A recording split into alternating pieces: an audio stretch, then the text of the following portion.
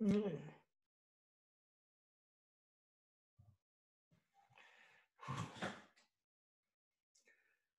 Bom, pessoal, a gente terminou de falar de antropologia, e aí a nossa aula de hoje a gente vai começar a falar um pouco sobre as formas de governo, as diferentes maneiras de se organizar o Estado.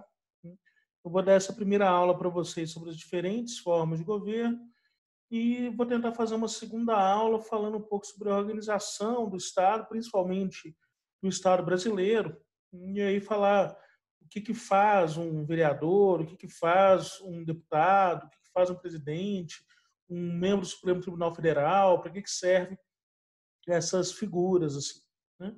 Que é uma aula bem relevante assim, para a formação social de vocês. Mas então, nessa aula, eu quero falar um pouco sobre essas diferentes formas de governo, né? Bom, o ser humano ele tentou se organizar, né, organizar a sociedade desde o princípio dos tempos, assim, né? E aí essa tentativa vai ser principalmente marcada pela saída do homem do estado de natureza e a formação dessa sociedade, né? A gente tem um texto bem importante assim para falar sobre essa saída, que é o texto de Thomas Hobbes, que eu já trabalhei com turmas anteriormente, né? Então, o que ele vai dizer? O Thomas Hobbes vai falar que o ser humano vivia no estado de disputa no ambiente natural e que esse estado de disputa gerava violência de todos contra todos, que a consequência dessa disputa e a violência de todos contra todos era o medo constante das pessoas uma em relação às outras. E por conta desse medo, o ser humano escolheu, em um dado momento, abandonar esse estado de natureza e se tornar em sociedade organizada, sociedade civil organizada.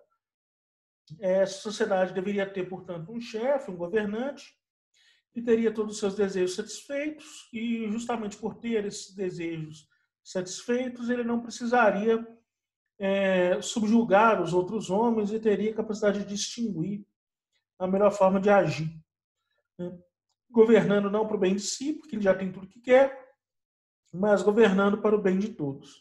Se esse poder fosse despolarizado, né, ou seja, se esse poder tivesse pulverizado entre cada indivíduo, a concorrência entre eles geraria conflito constante, como ocorria no estado de natureza. Outra interpretação disso é do Rousseau, de que o ser humano nascia bom, mas o estado é o que corrompe.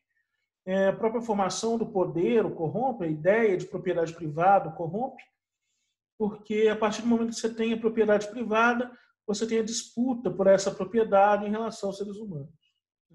E aí, por conta disso, é preciso criar regras e leis que protejam os seres humanos dessa disputa e que assegurem para esse ser humano uma harmonia que foi perdida quando o ser humano saiu do estado de natureza, porque restaurar o estado de natureza, na visão do Rousseau, é impossível. Então, o papel do Estado seria simplesmente de restaurar esse modelo perdido. Mais tarde, a gente tem o Montesquieu, né? O Montesquieu ele vai escrever um livro muito importante para a gente pensar a formação do Estado, que é o Espírito das Leis. É um calhamaço de umas 600 páginas, dividido, na época se dividia isso em vários livros, né? Então, é um volume único com vários livros diferentes falando sobre as diferentes formas de se organizar no Estado. E é o Montesquieu que vai partir da premissa de que os Estados deveriam se organizar de acordo com os poderes, os três poderes. Esses três poderes geram essa organização porque, no pensamento Montesquieu, o poder corrompe o ser humano e, portanto, um ser humano não seria capaz de resistir ao poder. O resultado é que o ser humano não controla o poder, é o poder que controla o ser humano. Portanto, para controlar o poder é preciso que haja outros poderes. Nesse sentido, ele faz uma divisão importante, que vai ser muito valorizada durante a Revolução Francesa e, posteriormente, na nossa vida contemporânea, ela vai estar muito presente, que é a divisão dos três poderes, né? O legislativo, executivo e judiciário. Vou falar melhor disso na próxima aula, mas o legislativo, o executivo e o judiciário, porque afinal de contas é como se um poder tivesse o papel de fiscalizar os demais poderes, fazendo com isso que a sociedade pudesse se manter organizada sem que os seres humanos fossem corrompidos pelo poder. Portanto, quando a gente tem representantes dos poderes, a gente não tem um indivíduo propriamente dito que vai governar pelos seus próprios interesses, pelo menos a ideia do Montesquieu não deveria ser assim. E aí, esse indivíduo ele deveria governar para o bem de todos, governar pela harmonia daquela comunidade. É claro que isso tem vários conflitos, vários problemas, quando a gente vai pensar mais profundamente sobre isso, como esses poderes, via de regra, eles se corrompem, como esses poderes são utilizados de maneira corrupta pelos seres humanos, que muitas das vezes os homens acabam se corrompendo em relação ao poder e governando para si mesmos, mas basicamente esses três poderes divididos seriam mais ou menos o seguinte: o legislativo faz e elabora as leis, em uma espécie de constituição ou conduta de regra, como direito penal e criminal. O legislativo, então, faz essas leis. O executivo executa as leis, e aí entraria, por exemplo, a força policial, as forças militares, por aí vai. Seria encabeçado pela figura do presidente ou do rei. Então, esse executivo ele governaria, ele executaria as leis. Portanto, esse governo exercido de maneira executiva, ele não pode ser exercido pelo privilégio pessoal, ele deveria ser exercido simplesmente pelo direito constitucional. E aí, uma terceira via é o judiciário. O judiciário é o que julga as leis. Então, enquanto um elabora as leis, o outro prende o sujeito, faz com que as leis sejam obedecidas. E caso as leis não sejam obedecidas, é responsabilidade do direito, do poder executivo, levar até o poder judiciário aquele infrator da lei. Isso permite um equilíbrio entre as formas e o judiciário poderia estabelecer, portanto, uma pena para essa figura que infringiu as leis. Isso permite um certo equilíbrio entre esses poderes e o resultado seria a harmonia e a promoção do bem comum, pelo menos a ideia do Montesquieu. Ele vai falar sobre a liberdade humana e falar que a liberdade humana é poder fazer tudo aquilo o que a lei não proíbe. Então, perceba, a gente pode diferenciar a liberdade do cidadão da liberdade do político, do sujeito que compõe esses três poderes.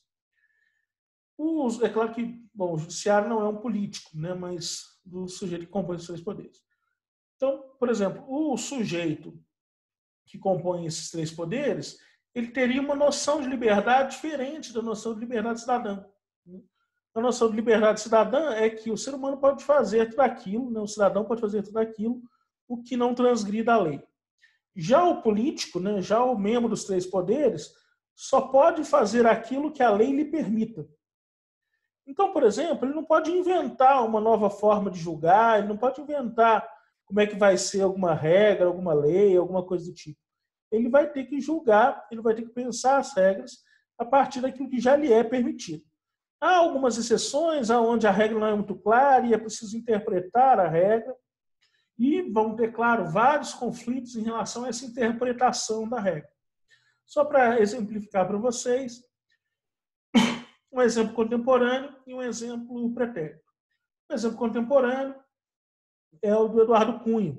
O Eduardo Cunha, quando colocou a votação do impeachment da Dilma para ser votado na Câmara, ele escolheu que essa votação seria feita por voto aberto, ou seja, cada sujeito ia lá e declarar o voto. Então, eu leio a lista lá e cada um ia na tribuna lá para poder declarar o seu voto em relação ao impeachment.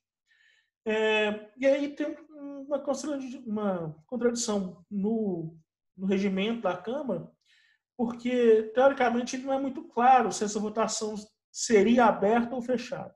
Como não estava definido qual vai ser o estilo, o modo de votação, como é o presidente da Câmara escolher qual seria. Ambos os modos são previstos na Constituição, no regimento. Porém, coube ao presidente da Câmara decidir qual desses dois seria o melhor modelo. Isso gerou controvérsias na época, dizendo que ele estava interpretando a lei, quem deveria interpretar isso seria o judiciário, Mas é claro, como era um edital, né? Um conjunto de regras estabelecidos pela própria Câmara, a própria Câmara cabia interpretar essa regra. E aí o Eduardo Cunha, como presidente da Câmara, acabou tomando essa decisão. Bom, o exemplo pretérito é um exemplo de 1828, quando da eleição do primeiro juiz de paz na cidade de Catasaltos, né? Catasaltos Mato Dentro. As eleições para o juiz de paz eram feitas nas paróquias na época, né? E o sujeito dava lá os nomes que ele queria, que ele estava votando. O que as pessoas sabiam, né? O que os organizadores daquilo sabiam, é que eram dois nomes, um para suplente e um para juiz, né? Juiz de paz. E aí essa eleição se dava, né? Só que não era muito claro como é que ele ia se dar. Então eu lembro que eu li uma ata de eleição na época que foi bem engraçado, assim, né? Porque eles pegaram, computaram os votos lá, né? Listaram a quantidade de votos e falou, tá, agora a gente tem os votos. A gente sabe quantos votos o sujeito teve para suplente e quantos votos teve para juiz titular. E agora a gente vai decidir como é que a gente vai contar isso. Que perceba, não tinha cédula na época, né? A cédula no papelzinho, um pedacinho de papel, né? E aí o sujeito tinha que colocar o nome que ele indicava lá para ser juiz principal, né? Juiz titular e juiz suplente. E aí o resultado era assim, bom, eu tenho esses votos aqui para suplente, esses votos para titular. E aí eles resolveram contar isso, por exemplo, se o sujeito teve 40 votos para juiz suplente e 20 votos para juiz titular, ele teve ao todo 60 votos. Portanto, ele ganhou a eleição. Agora, outra forma de contar seria ele teve 20 votos para juiz principal e 40 votos para juiz suplente. Portanto, ele ganhou a eleição para suplente e não para titular. Significa que o titular poderia ter 35 votos para titular e menos votos, né, 15 votos lá, para 15 não, né, e 25 votos para suplente. Ganharia para titular. Porém, a forma de contar isso mudava. Então, só para exemplificar para vocês como isso não é tão claro às vezes, né, isso gera conflito, né, isso foi impetrado como erro depois, o pessoal deu uma brigada em relação a isso, né, naquela época lá, né, 1821. Só para mostrar então para vocês como que isso pode acontecer, assim, né, como que essas relações com a lei vão ser nem sempre estáveis, como a gente tende a imaginar, por conta do direito positivo, né, portanto do direito estatutário, dos estatutos e tal, mas ela tende a ser um pouco mais fluida, um pouco mais conflituosa, um pouco mais avessa a essas regras estabelecidas, justamente porque é uma relação humana, no final das contas, e, portanto, sempre contraditória, e por aí vai. E aqui a gente vai pensar um pouco sobre essas formas do governo, como é que o ser humano resolveu se organizar enquanto sociedade. Né? A primeira coisa que eu gosto de passar para vocês é isso aqui. Essa tabelinha, não lembro se eu já falei dela para vocês, mas basicamente ela vai dizer quantos governam e o nome do governo. Né?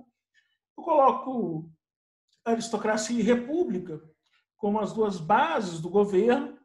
Poderia colocar, por exemplo, a teocracia como outra forma, mas ela é bem pouco utilizada. Assim, né? A teocracia é sempre o governo de um só e é a figura do faraó, geralmente. Né? Então, tem uma organização muito mais ampla em relação a isso. Né? Você tem lá no máximo um panteão dos deuses, mas mesmo o panteão dos deuses gregos, por exemplo, não constituíram uma forma de governo da polis ou algo do tipo. Não é só o faraó lá que era a própria figura divina. Né? Então, eu escusei lá de colocar a teocracia. Né? Mas aí, queria falar um pouco para vocês da aristocracia da República. Vocês não precisam decorar essa tabela só para tentar não utilizar errado. Né? E aí a ideia é que, olha, quando um só governa em uma aristocracia, a gente chama isso de monarquia ou tirania. A monarquia é quando esse um só que governa, governa para o bem de todos, e a tirania é quando esse um só que governa, governa para o bem de si mesmo. Se a gente for pegar, por exemplo, textos liberais, como o do John Locke, ele vai dizer que esse governo tirânico ele vai defender o tiranicídio, né, porque, na visão dele, é direito do cidadão matar o seu governante caso esse esteja governando para si próprio e não em troca do bem comum, em prol do bem comum. Já na República, quando o governo é de um só, a gente chama isso de ditadura, né, onde não há a consulta popular e tal. Vocês podem me dizer, poxa, Pedro, mas república e ditadura não tem? Então, tem. Né? Por exemplo, na República Romana, vira e mexe, você elege um ditador, geralmente para lidar com os casos de guerra. Né? E aí você tem esse cara que vai governar por um certo período. Né? E, por incrível que pareça, ditadores eleitos. Né? Você elege o cara, né? O Senado elege lá, fala assim, olha, esse cara vai governar pelos próximos 6 meses ou 3 meses, que é um período de guerra. Quando passar esses 6 meses, ele tem que abrir mão do seu governo, ou então dizer que, olha, precisamos continuar, eu preciso continuar no governo, que a guerra continua, e aí vai ter uma votação para saber se ele vai continuar governando. Bom, o que é a eficácia de um governo ditatorial, por exemplo? A eficácia é que, justamente por você não precisar passar por uma série de burocracias públicas, ele é muito mais dinâmico, né? Muito mais rápido na sua ação. Imagina, por exemplo, que o Brasil entre em estado de guerra. Tomara que isso não aconteça, mas imagina que o Brasil entre em estado de guerra e aí a gente precisa tomar decisões em relação ao uso das Forças Armadas, esse tipo de coisa. E aí cada ação que o Brasil tomar tivesse que passar pelo crivo do Congresso, uma votação, ser posto na pauta, ser aprovado pelo Supremo e por aí vai. Bom, se isso acontece, na hora que você for tentar fazer a primeira ordem militar, você já perdeu a guerra. Né? Mas, bom, então essa ditadura serviria para isso. Né? Um governo que não precisa se reportar aos demais poderes, um governo que não se precisa reportar aos próprios cidadãos, na verdade, né? E ele vai governar justamente nesse momento de caos, esse momento problemático que é a guerra, o conflito. Né? E com isso ele consegue ser mais dinâmico no combate a esse conflito que está atrapalhando o exercício democrático. Então, república, quando um só governa, é uma ditadura.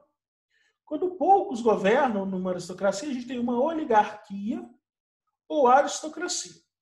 A aristocracia é o governo dos melhores. A oligarquia é o governo de poucos pelos próprios interesses. Vocês podem estranhar, por exemplo, que quando vocês estudam em história, vocês estudam as repúblicas oligárquicas, não é mesmo?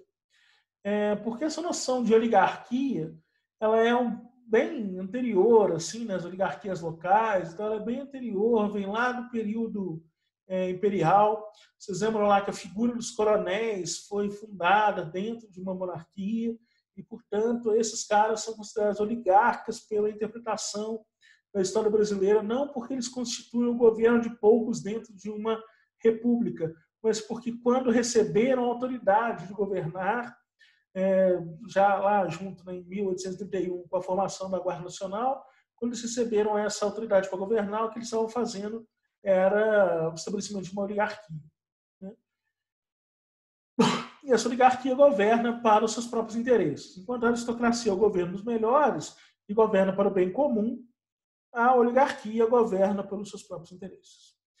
A oposição a isso dentro de uma república é a plutocracia. A plutocracia, quem usa muita expressão foi o Fernando Henrique Cardoso para se referir a esses potentários brasileiros da época lá de 99, 2000, né, como eles, de certo modo, controlavam e dominavam o Brasil, lutando pelos seus próprios interesses, né, geralmente donos de televisão, geralmente donos de grandes empresas, os agricultores, né, os grandes potentários da indústria agrícola, né, no caso.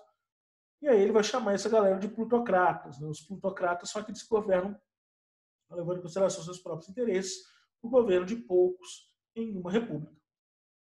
O governo de muitos em uma aristocracia é uma policracia, ou poliarquia.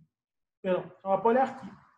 A poliarquia significa que eu vou estabelecer o governo de uma maioria dentro de uma aristocracia. Né? Esse governo ainda vai escolher os melhores, porém, esses melhores têm que representar a maior parte da população. Já numa república, a gente pode chamar isso de policracia, né? O governo de muitos. Então, quando argumentam com questões, por exemplo, que a nossa democracia não é plena porque é de fato o governo da maioria e não o governo de todos, o governo da maioria é uma policracia, né? Um modelo onde a decisão da maioria ela vai se tornar realidade. É claro, pela contingência do movimento democrático, que não pode esperar que nós chegamos a um consenso, assim como acontecia na polis grega, né, onde o debate acontecia e tinha lá 30, 40, 50 pessoas que poderiam chegar num consenso. Né, você não pode imaginar que 200 milhões de brasileiros chegariam a um consenso. Né? Então, justamente por conta disso, a gente estabelece que a democracia por voto direto é um bem da própria democracia, então todos concordam com a votação com a votação direta, portanto, que o voto de cada um representa um, né? E, portanto, o voto da maioria conta como exercício democrático. Né? A democracia é mais ampla do que a própria votação, né? Ela tem que ser exercida nas suas contradições, tem que ser exercida na rua, nas páginas das redes sociais, ela tem que ser exercida como força política propriamente dita, de representação e participação popular. Né? Mas, de certo modo, o que a gente pode ver e pensar é esse modelo democrático ligado ao voto desses indivíduos, dessa escolha da maioria. Né? Então, vale a pena pensar um pouco sobre isso, né? Sobre essas noções, como elas funcionam e tal. Bom, claro, o governo de todos, ou o governo de qualquer um, ou o governo de ninguém, né? Porque tem várias definições.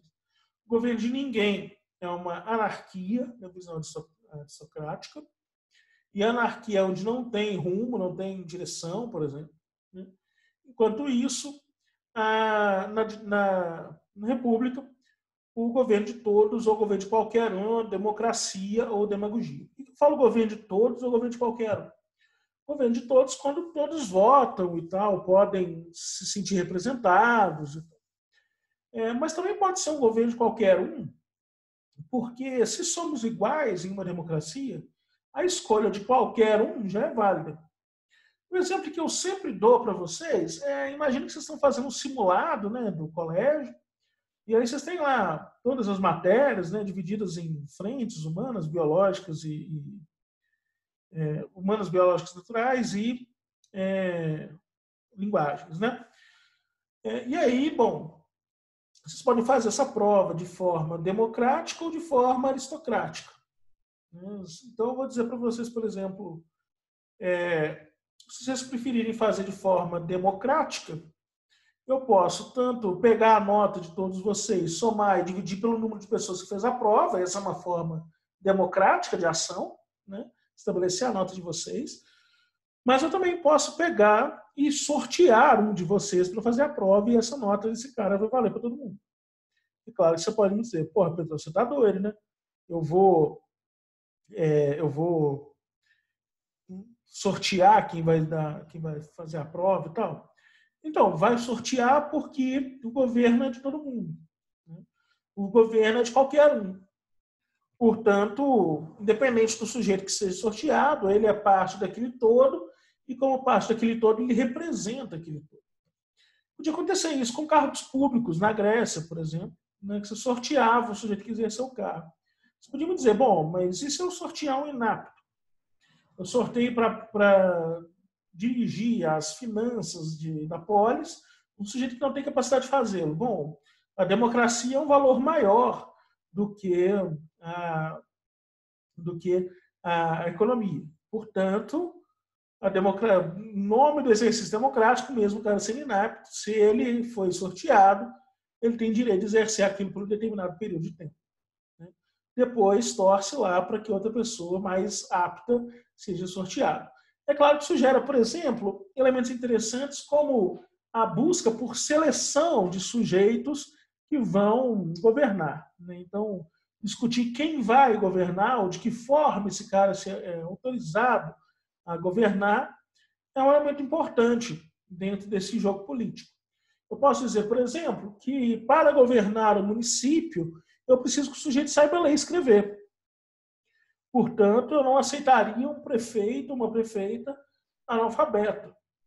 Eu poderia dizer que, para exercer a função na Câmara, o sujeito deveria saber o mínimo de direito e, portanto, estabeleceria uma prova para os candidatos para que eles possam exercer livremente esse mandato. Então, você é eleito lá, você precisa usar uma prova de direito. Caso você seja reprovado, você não pode exercer aquela função na Câmara. Todas essas questões são bastante questionáveis, porque, afinal de contas, atrapalham a ideia de que o governo democrático é um governo de todos. Porque, afinal de contas, todos significa também os analfabetos, também aqueles que não conhecem direito, também aqueles que não são religiosos, também aqueles que não são tal coisa. Então, estabelecer amarras para o livre exercício da democracia é sempre algo a ser colocado em questão, é sempre algo problemático, né? Mas que muitas vezes acaba aparecendo, né, nas discussões. Eu lembro que a última vez que isso aconteceu foi na época que o Tiririca foi eleito, né? O Tiririca, na época, não sabia escrever, e aí a prova que ele precisou fazer para demonstrar que sabia exercer corretamente a capacidade de escrita era escrever 5 frases ditadas por um sujeito, né, que era um membro lá do judiciário, e aí ele não conseguiu escrever as frases, criou-se uma polêmica se poderia ou não assumir o cargo. Esse caso é interessante justamente pelo fato de que, bom, o Tiririca foi eleito com a maior quantidade de votos até então, né? Depois ele foi batido pelo Enéas Cardoso, né, que era candidato a presidente na época, e aí depois foi candidato a deputado, deputado federal, e depois ele vai ser batido pelo Eduardo Bolsonaro e mais tarde. Não, ele vai ser batido pelo Eduardo Bolsonaro. Né? E aí, bom, cada vez mais a gente vai se questionar, portanto, qual que é a necessidade de aptidão desse sujeito para exercer o cargo público.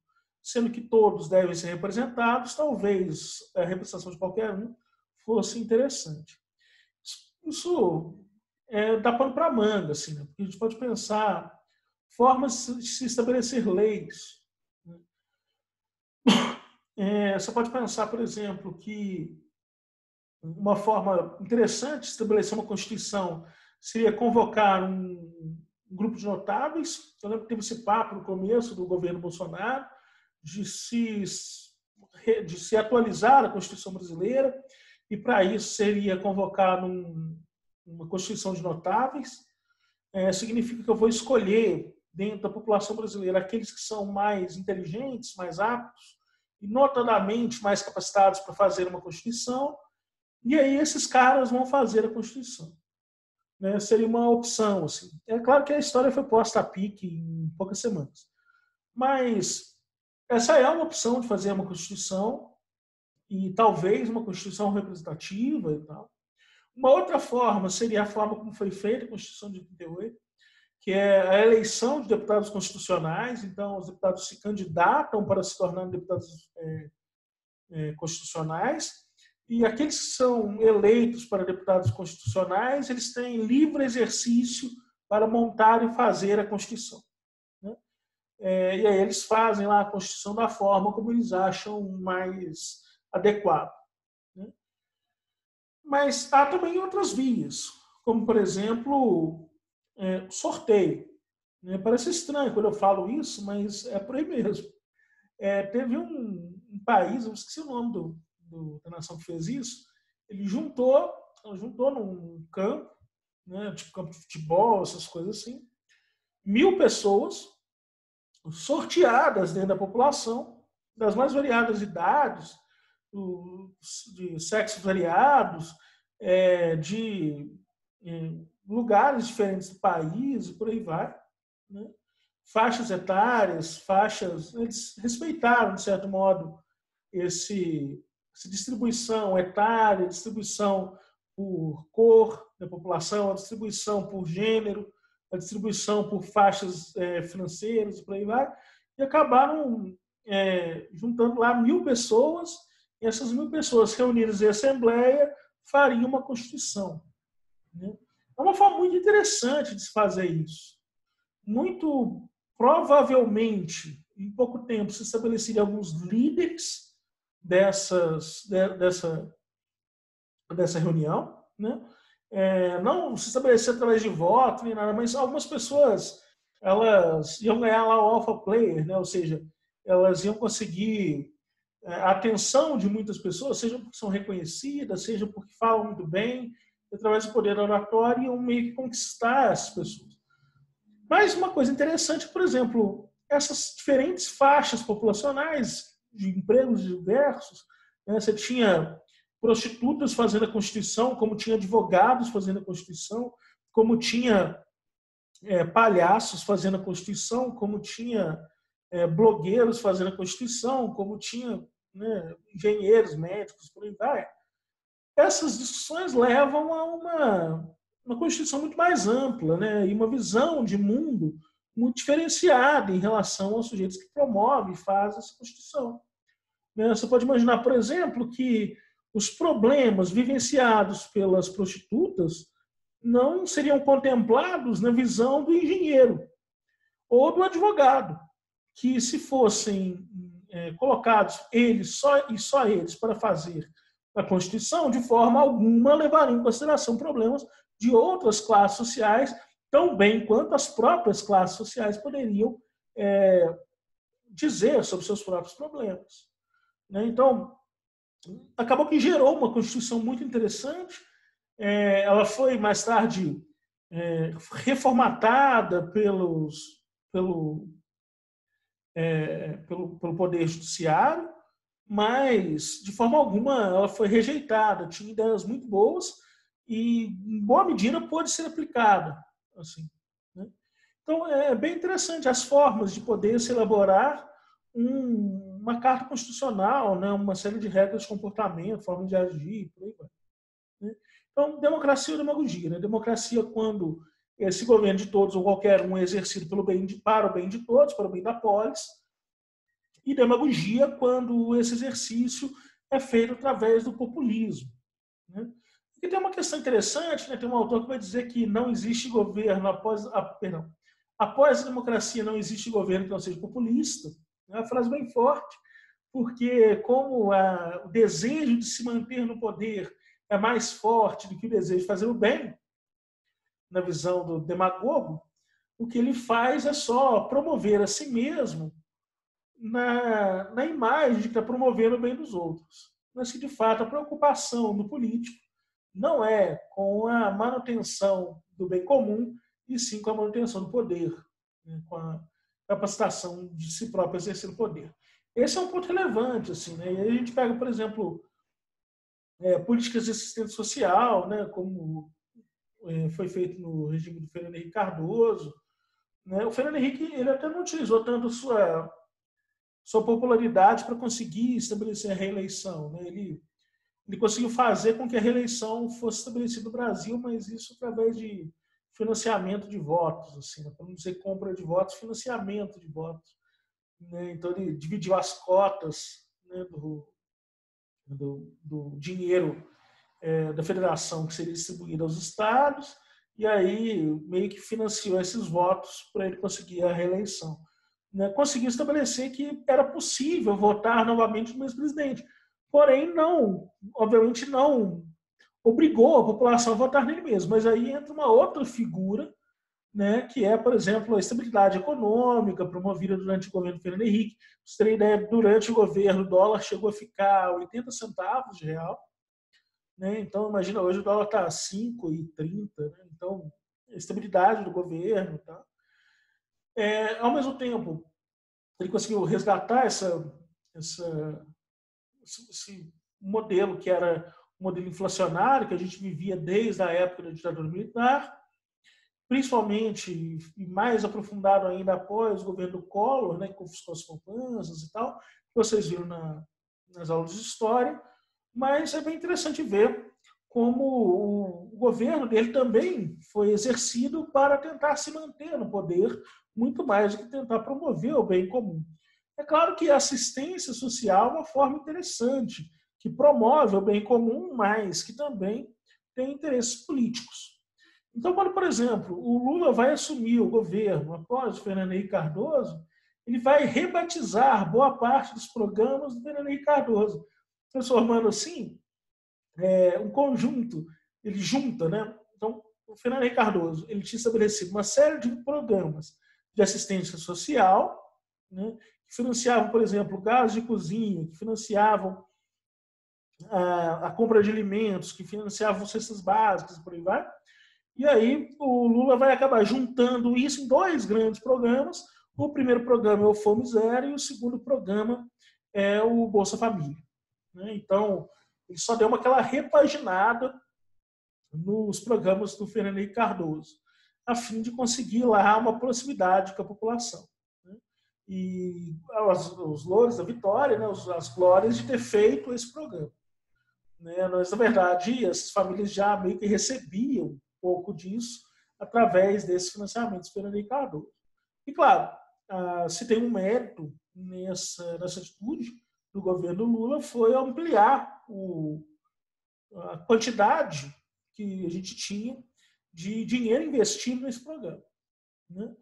Na época, o Brasil estava indo muito bem economicamente, por conta dos commodities, e aí ele colocou esse dinheiro ali, não porque ele queria, de certo modo, melhorar ou tornar a população muito melhor do que a qualidade de vida da população muito melhor do que era, mas tinha, sim, um interesse político ali envolvido.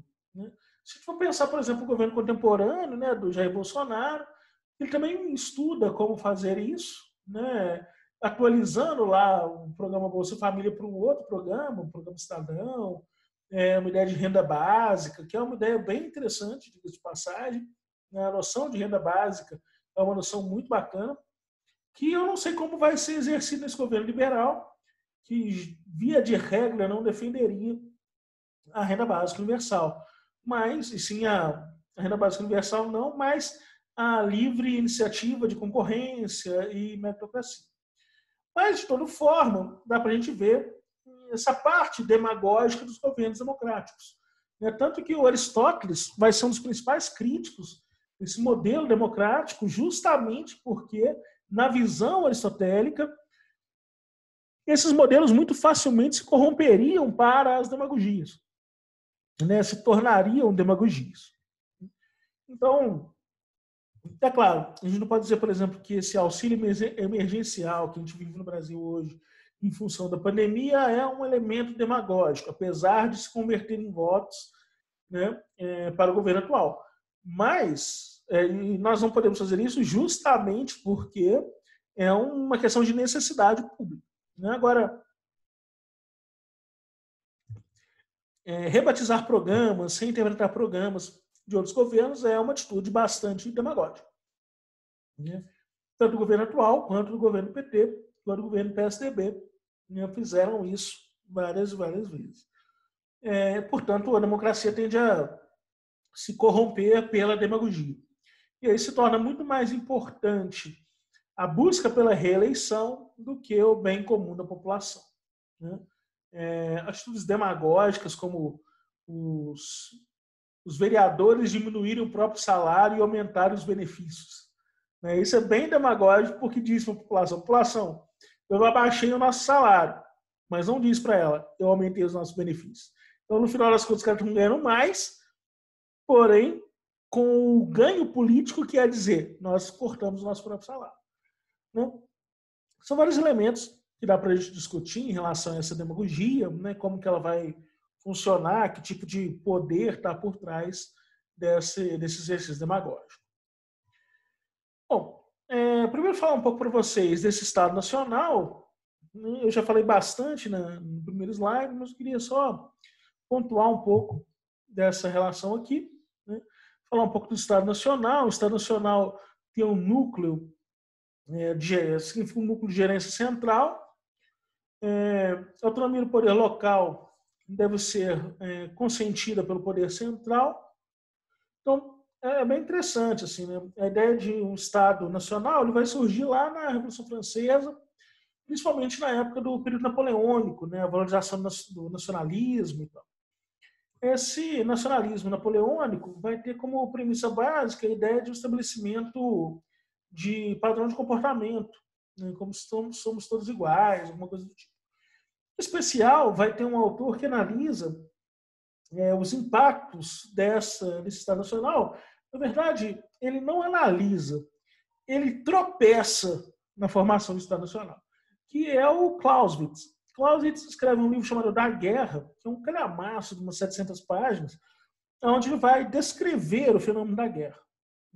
O Clausewitz ele é um autor bem famoso, assim, né? Um general prussiano, escrevendo em 1836.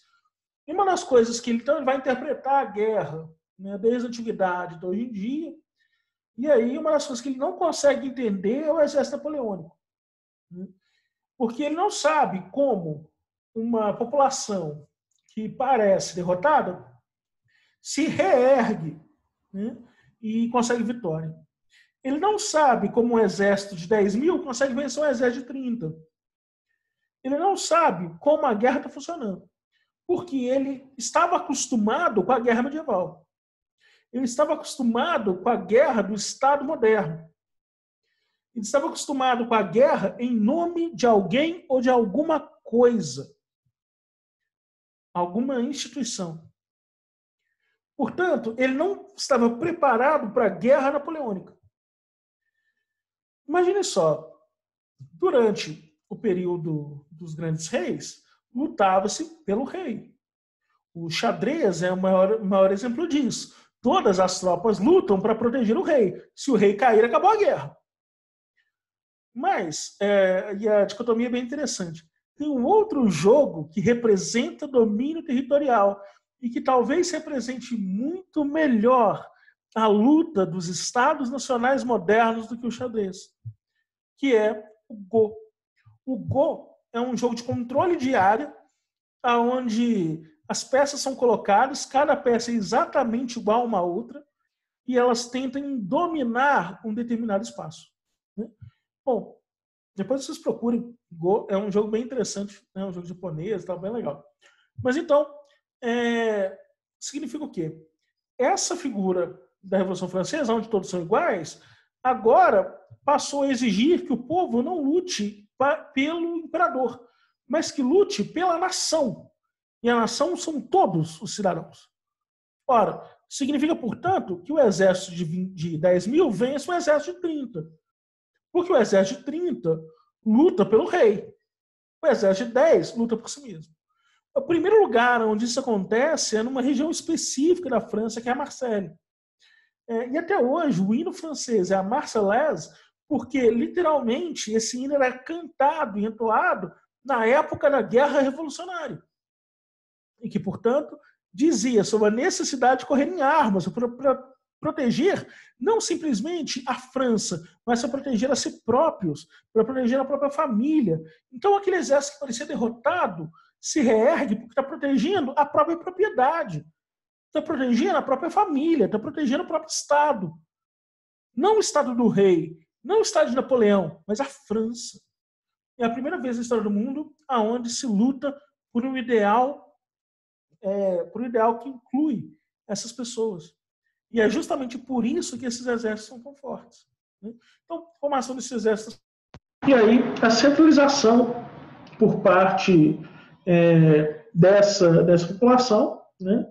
A centralização desse poder, nesse núcleo duro que é o Estado Nacional Moderno. Certo? Galerinha, eu vou ficar por aqui. Na próxima aula, a gente continua essa explicação. Eu desenvolvi muito no primeiro slide, e aí eu acho que ia ficar um pouco confuso se eu continuar a falar nesse sentido aqui. Então, vou terminar por aqui. A gente continua na próxima aula. Um grande abraço, povo. Até mais.